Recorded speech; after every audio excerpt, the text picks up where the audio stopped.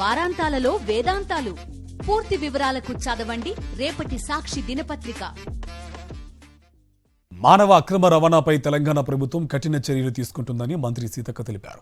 మానవ అక్రమ రవాణా పట్ల ప్రతి ఒక్కరూ అప్రమత్తంగా ఉండాలని సూచించారు. సమాజం అభివృద్ధి చెందుతున్న మానవుల ఆలోచన ధోరణి మారడం లేదన్నారు. మాదక ద్రవ్యాల వల్లే అన్ని నేరాలు జరుగుతున్నాయని, వాటి నిర్మూలనపై తమ ప్రభుత్వం ఉక్కుపాదం మోపుతుందన్నారు.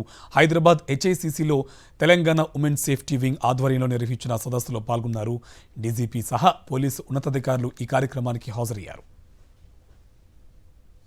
అదేవిధంగా ఈ అక్రమ మానవ రవాణా అనేది చాలా దారుణమైనటువంటిది. ఎందుకంటే మానవులతో వ్యాపారం చేసి వాళ్ళ శరీరాలతో వ్యాపారం చేయడం, లేదా వాళ్ళని వెట్టి చాకిరికి ఉపయోగించి ఒక జంతువులాగా హింసించి పని చేసుకొని తద్వారా సంపద సృష్టించుకోవాలనుకునేటువంటి చెడ్డ మనుషుల యొక్క ఆలోచన ఏదైతే ఉందో అది కూడా ఈ సమాజం నుంచి తుడిచిపెట్టాల్సిన అవసరం ఉంది.